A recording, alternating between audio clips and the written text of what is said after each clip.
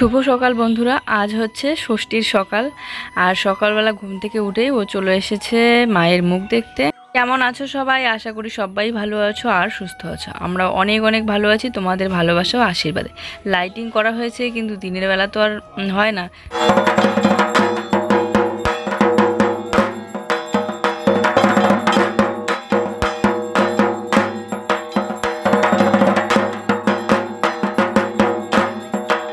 কি সুন্দর না ষষ্ঠীর সকালবেলা।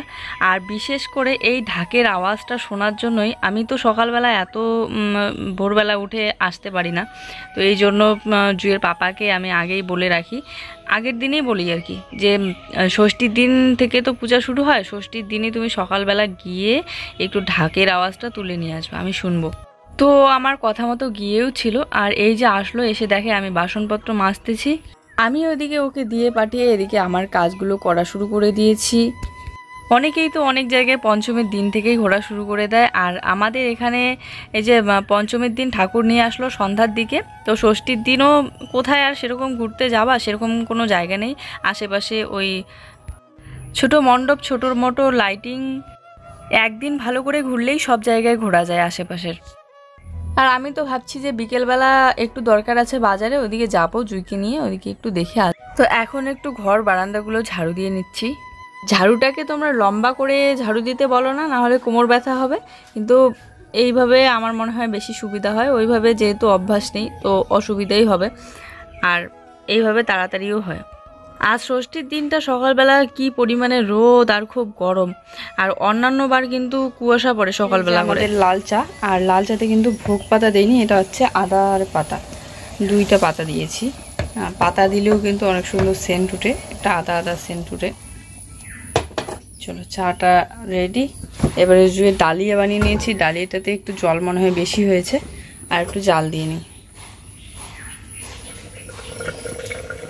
কেলক্সটা খাই সন্ধ্যাবেলার দিকে, আর সকালবেলার দিকে ডালিয়াটাই খাওয়াই, কারণ সকালবেলা তো বাসি দুধটা ওকে খাওয়ানো একদম ঠিক হবে না। তো এই জন্য রাতে যতটুকু, এমনিতেও দুধ এখন কমই হয় গরুর, তো যতটুকু হয় তো ততটুকু সন্ধ্যাবেলাই খাওয়াই দিই। এগুলো মিষ্টি বিস্কুট না আনে মেরি বিস্কুটগুলো আনতে পারো,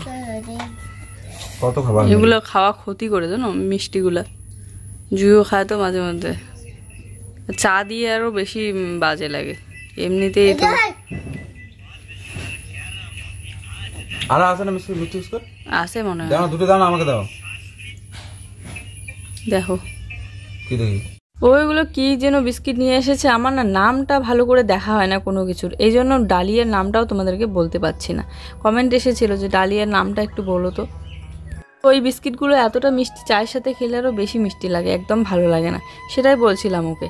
আর মেরি বিস্কিট নিয়ে আসলে বাচ্চাও খেতে পারে, আর ওইগুলো বাচ্চা খেলে আমার মনে হয় ক্ষতি করবে, কারণ চিনি দেওয়া থাকে।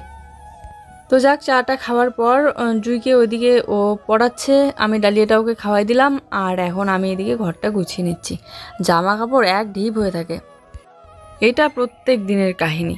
এই জায়গাটা দেখবে প্রত্যেক দিন কতগুলো করে জামা কাপড় জমা হয়ে থাকে। তোমাদের সবার পুজো কেমন কাটছে, কেমন ঘোরাঘুরি করছো সবাই অবশ্যই কমেন্ট করে জানিও। গত বছরে ভেবে রেখে দিয়েছিলাম, কোথাও যাওয়া হয়নি, শুধু বাজারের যে মণ্ডপ আছে সেইগুলোতেই ঘুরেছিলাম, তো পরের বার যাব কোচবিহারে, কিন্তু এবারও আর যাওয়া হলো না। কারণ ওই যে দেখলেই জুয়ের শরীরটা কিছুদিন আগে বেশি অসুস্থ হয়েছিল, তো ভয় লাগে, যেহেতু ঠান্ডা শুরু পড়তেছে, ঠান্ডা এখন রাত্রিবেলা করে কিন্তু পড়ে হালকা ঠান্ডা, তো এই জন্য ভয় লাগে যদি যেতে গিয়ে আবার যদি বেশি হয়ে যায় দূরে কোথাও। তারপরে কী হবে, পূজা ঘোরার সময় তো আনন্দ লাগবে ঠিকই, কিন্তু পূজা ঘোরার পরের মুহূর্তগুলো খুব বাজে হবে, এই জন্য বাড়ির আশেপাশে যেগুলো মণ্ডপ আছে সেগুলোতেই ঘুরবো এবারও। আজকেও এই বিছানার চাদরটাই ঝেড়ে বিছিয়ে দেবো, আজকে আর চেঞ্জ করব না, একেবারে সপ্তমীর দিন চেঞ্জ করব। জানি পুজোর একটা দিন সবাই খুবই ব্যস্ত, আর আমার ব্যস্ততা মানে যেহেতু এবার তো পুজো দেওয়াও যাবে না, তো এই আর কি বাড়ির কাজকর্ম, আর দেখি ওই একটা দিনে যাব ঘুরতে, কারণ প্রত্যেক দিন ওই একই জায়গায় কতবার যাব, তবুও বিকেলবেলা তো আজকে ঢুকবই, তারপরে আর একদিন যাব নতুন শাড়ি পরে সেজে গুজে। আমি বাড়িতে আসার কয়েকবার পূজা চলে গেল, তো একবারও কিন্তু দূরে কোথাও যাওয়া হয়নি, প্রত্যেকবার এই বাড়ির পাশের মণ্ডপেই ঘুরি শুধু। আর পুজোর একটা দিন একটু ভয়েসে মিউজিক শোনা যেতে পারে, জানি না ভিডিও সমস্যা হবে কি না, কতটা শোনা যায় কি যায় না, কারণ বাজারে চারিদিকে হচ্ছে ওই মণ্ডপে মিউজিক বাজতেছে, তো ভয়েস দিতে গেলে ওই মিউজিকের শব্দ আসে। সবুজ বিছানা চাদরটা নিয়ে আসার পর থেকে এই বিছানা চাদরটা বিছাইলেই কেমন যেন জঙ্গল লাগে ঘরটা, কারণ প্রচুর পরিমাণে ফুল আছে এই বিছানার চাদরে, মনে হয় একদম ভর্তি লাগে। আমার সবসময় সিম্পল জিনিস পছন্দ, হালকা কালার পছন্দ। এমনিতেও অনেক দিন ধরে জুই বই পড়তে চাচ্ছেই না, তো আজকে বললাম একটু বসাও, তারপরে আরও তো বাকি এই কটা দিন তো পড়বেই না মনে হচ্ছে, সব ভুলে যাবে। টিউশনেও দিলাম না এবার, ওই শরীর কয়েকদিন পর পর অসুস্থ হয়, তো এর জন্য আর টিউশন দিলাম না, বাড়িতেই পড়াবো ভেবে। আর বাড়িতেও এখন পড়তে চাচ্ছে না। তো এদিকে আমি শাকটা নিয়ে বসে বললাম, শাকটা বেছে রাখি আগে, তারপরে স্নান করতে যাব। এগুলো হচ্ছে মারা শাক বলি আমরা, একদম পাট শাকের মতোই দেখতে, ওই পাট শাকের অন্য হয়তো ধরনের আর কি, কিন্তু এইগুলো তিতা লাগে না। পাট শাকটা যেমন একটু তিতা লাগে, এই শাকগুলো ভাজা খেলে তো একদমই তিতা লাগে না, তো ভাজাই করব। অন্য শাকগুলো যেমন কলমি শাক, এইগুলো কিন্তু আমরা ছোট করেই কাটি, একদম ঝুরি করে। হয়তো আমি সময়ের অভাবে কোনো দিন এমনিতেই বড় বড় করে রেখে দিই, কিন্তু এই মারা শাকগুলো না আমরা এইভাবেই শুধু ডগাটা যে আছে আগা শুধু নিয়ে নেই, আর পাতাগুলো আর বাকি গাছটা ফেলে দিই, আর এরকমই গোটা রেখে দিই, কারণ ভাজা করব তো যাতে একদম গলে না যায়। আর হ্যাঁ, দেখবে মাঝে মধ্যে কিছু শাক আমরা অনেক বড় করেই রেখে দিই রান্নার সময়, তো ওই শাকগুলো যাতে বেশি গলে না যায় এই জন্যই অত বড় করে রাখি।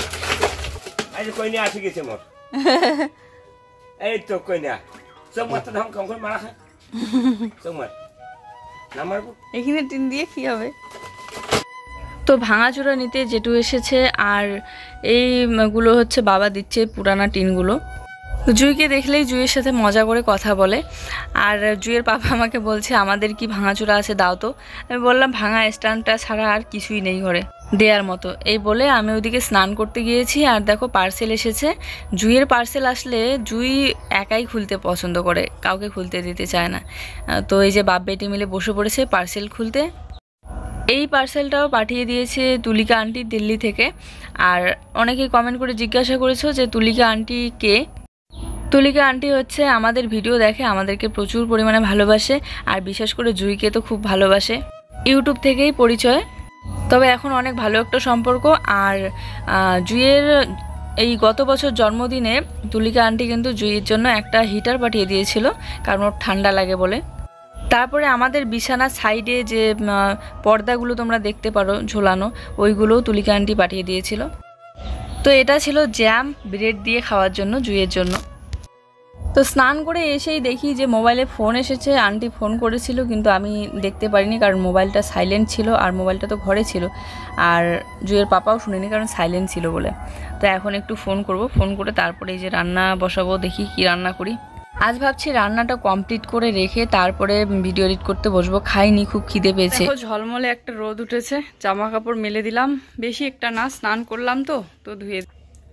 তো সবে এই যে স্নান করে আসলাম, এখন বাজে কটা বাজে দেখো তো, 12টা বাজে। বাপ রে, আমি ভেবেছি 10:30 11টা মনে হয় বাজে, এখন দেখি 12টাই বেজে গেল। তো ভাতটা জুইয়ের পাপা বানিয়ে নিয়েছে, আর আমি স্নান করতে যাওয়ার আগে সবজি দেখো কত ধরনের সবজি রেডি করে রেখে দিয়ে গেছি, স্বাদ বিশালি একদম। ওই যেখানে জামা কাপড় মেলে দিই প্রত্যেক দিন, বাড়ির পিছনে যে আলটা আছে, ওই আলের মধ্যে কয়েকটা কচু ডাঁটা ছিল, শোলা কচু, ওগুলো কালো কচুর মতো দেখতে। তো ওই কচু ডাঁটাগুলো নিয়ে আসলাম, ওই কচু ডাঁটা, তারপরে পটল, তারপরে আলু, বেগুন, সব কিছু একদম মিক্স।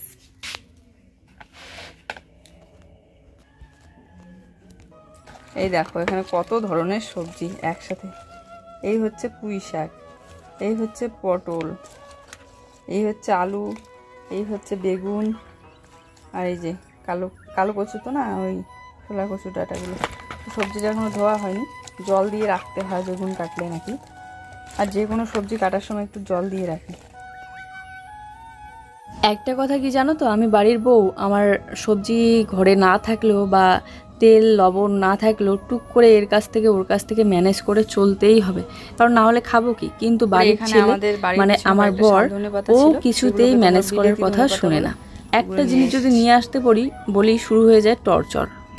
সে ঠিক আছে, কারো বাড়ি থেকে নিয়ে আসতে হবে না, দোকান থেকে নিয়ে আসো, কোনো রকম বাকি নিয়ে আসো পাশের দোকান থেকে, পরে দেওয়া যাবে।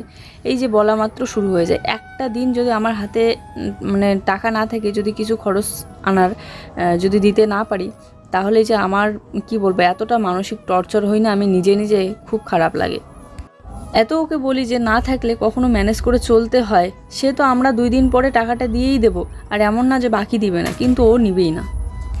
যেমন এই সবজিতে দেওয়ার জন্য জিরা লাগবে, জিরা ছাড়া ভালো লাগবে না খেতে। তো বললাম একটা জিরার প্যাকেট পাশের দোকান থেকে নিয়ে এসে দাও তো, পরে টাকাটা দিয়ে দেবো। এই যে শুরু হয়ে গেল চিৎকার চেঁচামেচি, আনবে না, দিবে না। এই তখন না আমার মাথায় খুব চাপ পড়ে যে একটা জিনিস তো ম্যানেজ করে চলা যায়। একটু আগে ওকে যখন বলছিলাম যে তুমি ভাতটা বসিয়ে দাও, আমি স্নান করতে যাই, আর ও তখন বলছিল কি সবজি যে খাবো আজকে। আর আমি দেখো তো কত সময়ের মধ্যে, কম সময়ে কতগুলো সবজি ম্যানেজ করলাম, সুন্দর একটা সবজি তাও। শুধু বেগুনটা ছিল, টুক করে 2টা পুঁইশাকের পাতা তুলে নিলাম। আবার মনে পড়লো কি যে কচুর ডাঁটা, আমি তো ভেবেছি কচুর লতিও দেবো এখানে মিক্স, কিন্তু রোদের মধ্যে কোথায় খুঁজতে যাব, এই জন্য আর দেরিও হয়ে যাচ্ছে, ভিডিও এডিট করার আমার টাইম শেষ হয়ে যাচ্ছে, আর গেলাম না।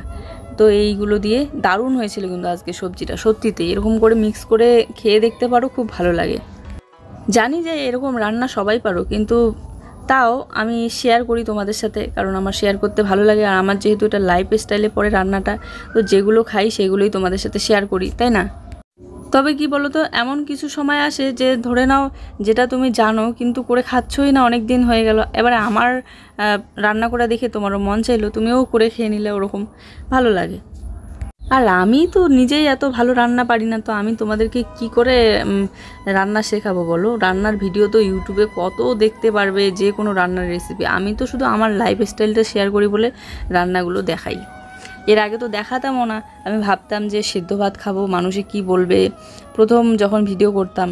কিন্তু তারপরে তোমরাই অনেকেই কমেন্ট করে বলতে যে তুমি যেই কিছু রান্না করো না কেন, সিদ্ধ ভাত খেলেও তুমি দেখাবে, তাতে ভিডিওটা ভালো লাগবে আমাদের। আর এই জন্যই কিন্তু আমি তোমাদের সাথে শেয়ার করি। তো জিরা, রসুন আর শুকনো লঙ্কাটা বেটে নিচ্ছি। তো এখানে বেগুন আলুটা একটু ভালো করে ভাজা করে নিলাম, সবজিটা একটু ভাজা করে নেওয়ার পর এই যে এখন জিরা বাটাটা দিয়ে দেবো। আর রসুনটা প্রথমে তেলানিতে দিতে ভুলে গিয়েছি, এই জন্য রসুনটাও বেটে নিলাম। কি সুন্দর একটা সবজি হতে চলেছে, এই সবজিগুলো কিন্তু দারুণ লাগে, সব মিশালি সবজি। জিরাটা দেওয়ার পর আর একটু ভাজতে হবে, যাতে জিরার কাঁচা গন্ধটা না থাকে। তো আজ সবজিটাতে একটু বেশি করেই ঝাল দিয়েছি, শুকনো লঙ্কা বাটা। শুকনো লঙ্কা বাটা দিলে কালার আসে ঠিকই, কিন্তু ঝালটা একটু বেশি হয়। লঙ্কা দেওয়ার আগেই তুলে রেখে দিয়েছি। কাঁচা লঙ্কা দিয়েছিলাম প্রথমে পেঁয়াজটা ভেজে নেওয়ার সময়, তো হালকা ঝাল হয়েছে জুইটাতে। 2টা কাঁচা লঙ্কা দিয়েছি শুধু, আর আমাদেরটাতে এই যে শুকনো লঙ্কা বাটা দিয়ে। একটা কথা কি বলতো, আগে আমি যখন ভিডিও করি নতুন, তখন আমার এখানে প্রচুর নেগেটিভ কমেন্ট আসতো। একটা সময় আমি ভেঙেও পড়তাম, মানুষ যখন অনেক কিছু বলতো, তখন আমি ভেবেছিলাম যে ভিডিও করব না, আর এই সিদ্ধান্তও নিয়েছিলাম। কিন্তু এখন যতই মানুষ বাজে কথা বলুক না কেন, নেগেটিভ কমেন্ট করুক না কেন, একটু খারাপ লাগলেও কিন্তু এরকম সিদ্ধান্ত আর জীবনে কোনোদিনও নেব না। কারণ মানুষের কি বলো, মানুষ তো বলার বলবে, যারা খারাপ খারাপ বলার, তারা যতই তুমি ভালো ভিডিও দাও আর ভালো কিছু বলো, তারা তোমার 1000টা দোষগুণ বের করবেই। আর যারা ভালোবাসে, তারা তুমি ভুল করলে সেই ভুলটা ধরিয়ে দিবে, কিন্তু আর ভালো করলে সবসময় তোমার ভালোটাই বলবে। যাই হোক, এখানে এই যে পাট শাকটা বসিয়ে দিলাম। মারা শাক কথাটা শুনতে কেমন যেন লাগছিল, তাই পাট শাকে বললাম। এই সবজিটাতে যদি শুটকি মাছ দেওয়া যেত তাহলে কিন্তু আরও দারুণ হতো। এমনিতেই যা স্বাদ হয়েছে, তো রান্না কমপ্লিট করতেই জুইকে আগে খাওয়াই দিলাম। বসে আমি যে এডিট করলাম,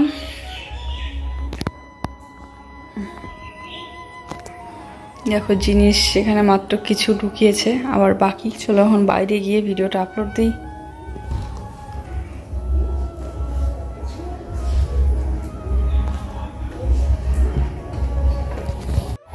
গুড আফটারনুন বন্ধুরা। এই যে গান চলছে পূজার মণ্ডপে, বাড়ি থেকে আওয়াজ আছে, কারণ কাছাকাছি তো মণ্ডপ। সবাইকে পূজার অনেক অনেক শুভেচ্ছা ও ভালোবাসা। সবাই অনেক ঘুরো, অনেক এনজয় করো। আজ ভাবছি একটু বাজারে যাব, দেখি যাই কিনা, তবে দরকার আছে একটা। আর জুসুনা ঘুমিয়ে পড়েছে, ও তো যাবেই আজকে। চলো এখন উঠানটা একটু ঝাড়ু দিয়ে নেই, আর বাসনপত্র মাজা ধোয়া করে নিয়ে আসলাম, তো তাই একটু ক্লান্ত লাগছে। কি আসো, উঠো। ভাগ্যিস গোবর দিয়ে মোছার পর বৃষ্টিটা হয়নি, বৃষ্টি হলে তো সব শেষ, সব ধুয়ে মুছে যেত। তবু হালকা উঠে গিয়েছে, ঝাড়ু দেওয়া হয় তো। এই যে দুর্গাপূজার আগে মুছে নিলাম, এবারে একবারে কালী পূজার আগে। পঞ্চমী, ষষ্ঠী, তারপরে সপ্তমী, এই দিনগুলোতে না বাচ্চাদের দারুণ আনন্দ, বিশেষ করে ছেলে বাচ্চারা হচ্ছে বন্দুক নিয়ে খেলে, আর মেয়ে বাচ্চারা তো ওই গার্জিয়ান ছাড়া যায় না। তো আর বড়রা তো এই পঞ্চমী ষষ্ঠীতে বেশি একটা যায় না, বিশেষ করে আমাদের গ্রামে। গুড আফটারনুন বন্ধুরা। তো এখন জুয়ের জন্য একটু সুজি বানিয়ে দেব, কারণ ও দুপুরবেলা আর ভাত খাইনি। আমরা তো ওই একসাথে একবার করে খেয়েছি, তারপরে আমি এই যে একটু আগে আর একটু খেয়ে তারপরে বাসনটা মাজলাম। কিন্তু ওই যে ঘুম থেকে উঠলো, মনে হয় প্রচণ্ড খিদে পেয়েছে, চলো সুজিটা বানিয়ে দিই। এদিকে এই যে দুধ নিয়ে আসলাম, ভাবলাম যে কাঁচা দুধটা দিলে যদি গন্ধ হয়, তো এর জন্য আগে একটু জাল দিয়ে নেই। আর আজকে আমি দেখাবো তোমাদের ভোগ পাতা। আর এই দেখো সুজি অল্প একটু আছে, ওই সেদিন নিয়ে আসলাম না প্যাকেটটা, অর্ধেকটা খেয়েছে আর বাকি এইটুকু আছে। এই যে ভোগ পাতা, এই যে দেখছো তো, এটা হচ্ছে ভোগ পাতা। এর আগে অনেকবার দেখিয়েছি, কিন্তু অনেকেই কমেন্ট করে যে আরেকবার দেখিও। সুজিটা যেহেতু মিষ্টি জিনিস, তো এই জন্য ভোগ পাতাটা দিব। ইস কি সুন্দর সেন্ট উঠে ভোগ পাতা দিলে, একদম পায়েসের মতো। তো এখানে সুজিটা হালকা সর্ষের তেল দিয়ে ভেজে নিচ্ছি। ঘি দিয়েই ভাজতে হয় জানি, কিন্তু অনেক দিন হয়ে গেল ঘিটা নিয়ে আসিনি। আর সেদিন মাথা ভাঙায় গিয়ে খুঁজলাম, পেলামই না। বেশি খুঁজে দেখলে হয়তো পাওয়া যেত, কিন্তু হাতে সময় ছিল না। যাই হোক, এখানে জল দিয়ে সুজিটাকে আগে সিদ্ধ করে নিলাম, আর একটু দুধ রেখে দিলাম। পরে যদি জুই খায় সন্ধ্যার দিকে, ওই কেলক্স আছে তো, কেলক্স দিয়ে যদি খায়, তো আর বাকি একটু দিয়ে এই যে বানিয়ে নিলাম। সুজিতে যত বেশি দুধ দিয়ে বানাবে তত স্বাদ লাগে। আসলে হাত একদম ফাঁকা হয়ে গিয়েছে, পুজোর কটা দিন তো চলতে লাগবে। পেমেন্টটা ঢুকলো আর তুললামে না, ব্যাংকও বন্ধ। তো ভাবছি যে দোকান থেকে কিছু টাকা তুলে চলার মতো আর কি।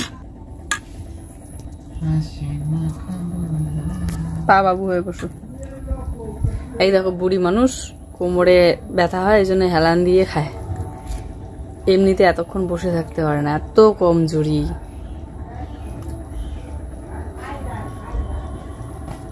তো চলো রেডি হয়ে পড়লাম। শাড়ি তো আমার আছে, এত দামি শাড়ি নিলাম, কিন্তু পুজোতে পরে ঘুরতে যাব, আমার জুতো নেই। তো একজোড়া জুতো আছে, এগুলো সবসময় পরার জন্য। তো ভাবছি যে আজকে ওদিকে একজোড়া জুতা কিনে নিয়ে আসবো। এই দেখো, এই হচ্ছে আমার জুতা। জুতাটা সাদা হয়েছিল, ভিজাইলাম বলে ওরকম কালো লাগছে। এই সন্ধ্যাবেলাটা একটু হাঁটাচলা করতে ভালোই লাগে। সকালবেলা একবার পূজা হয়, তারপরে সন্ধ্যাবেলা আমার মনে হয় আরও পূজা হবে এখন। তো এই জন্য এই যে নারিকেল নিয়ে যাচ্ছে, পূজার জিনিস যা যা লাগে নিয়ে যাচ্ছে।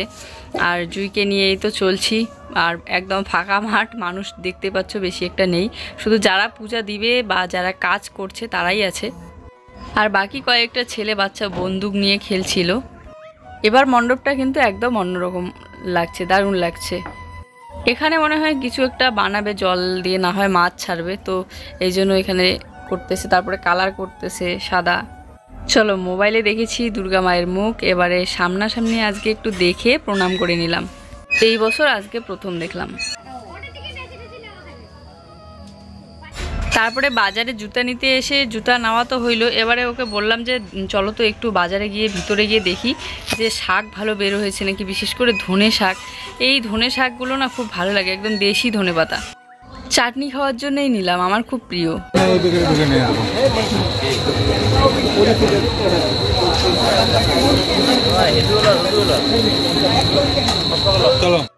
তখন যখন গিয়েছিলাম তখন আলো ছিল আর লাইটটা ভালো বোঝা যাচ্ছিল না, কিন্তু এখন এই যে বাড়ি যাওয়ার পথে সন্ধ্যা লেগে গিয়েছে, তো আলোটা ভালো বোঝা যাচ্ছে, লাইটিংটা। এখন জুই আবার বায়না করছে যে যাবে, তো আমার আর যেতে ইচ্ছে করলো না, তাই ওকে বললাম তুমি একটু ঘুরিয়ে নিয়ে এসো, আমি এখানটায় দাঁড়িয়ে আছি। তো বন্ধুরা, আজকে হচ্ছে ষষ্ঠী, আর ষষ্ঠী পূজার দিন আমি আমার জুতা কিনতে গেলাম। এই যে হচ্ছে আমার জুতা, আমার পায়ের একদম সাইজ মেলে না, যেগুলো পছন্দ হয় হিলের মধ্যে তো মিলেই না, অনেক খুচরে। এই যে সিম্পল জুতা ছাড়া আমার আগের গুলো এই টাইপের, এগুলো এই টাইপের, তাছাড়া পাওয়াই যায় না। তো এই দেখো কলের পাটটা এখন ঢালাই দেওয়া হয়েছে, এখন দেখতে অন্যরকম লাগে, তবে সিমেন্টের একটু ঘোলা দিলে আরো বেশি সুন্দর লাগবে দেখতে। আর এখানে অনেকগুলো সিমেন্ট লাগবে ঘোলা দিতে গেলে। চলো আজকের ভিডিওটা এই পর্যন্তই। সবাই ভালো থাকো, দেখা হচ্ছে নতুন ভিডিওর সাথে। সবার জন্য রইলো অনেক ভালোবাসা। ভিডিও ভালো লাগলে অবশ্যই একটা লাইক কমেন্ট করে দিও।